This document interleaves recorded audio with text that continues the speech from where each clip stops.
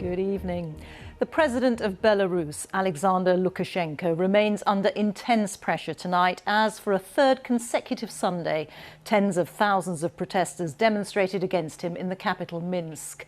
There were clashes with riot police who made over 100 arrests, with protesters mocking the president on his 66th birthday.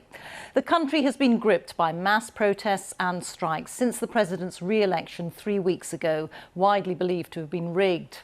Belarus is a close ally of Russia, and President Putin's response to events is being keenly watched. Here's our correspondent, Steve Rosenberg. In Minsk, they headed to Independence Square. Protesters keeping up the pressure on Alexander Lukashenko. But this time, the police were waiting for them and moved in. There were chaotic scenes. Some protesters were detained. Others tried to free their comrades. We found Sasha wandering alone, completely confused. "Where's my husband?" she says. "The police took him. But where is he? Was he in here?" No reply.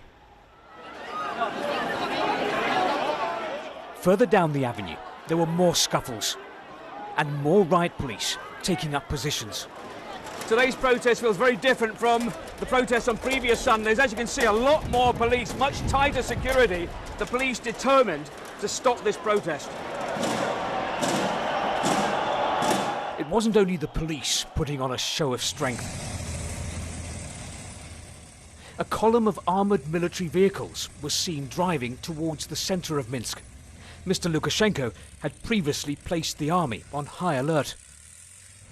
As for the president, on his 66th birthday, this defiant image of a leader who has no intention of stepping down. But the protesters have other ideas. They managed to regroup, and then they flooded through the Belarusian capital, on their way to Mr. Lukashenko's official residence. And while they marched, they accused the leader of Belarus of rigging an election, stealing the presidency, and of brutalizing the people. They're insisting he resign. I don't know what will be the result, when will be the result, but I'm absolutely sure people won't stop. They won't stop. But Mr. Lukashenko retains the support of his security forces and of powerful neighbour Russia. And that, for now, is helping to keep him in power.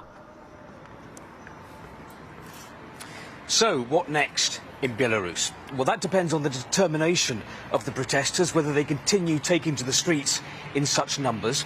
It depends on whether the army and the police stay loyal to Mr. Lukashenko, and it depends on the Kremlin, because Vladimir Putin has already made it clear he's prepared to offer security assistance to the authorities here if, as he put it, the situation gets out of control. Steve, thank you. Steve Rosenberg there.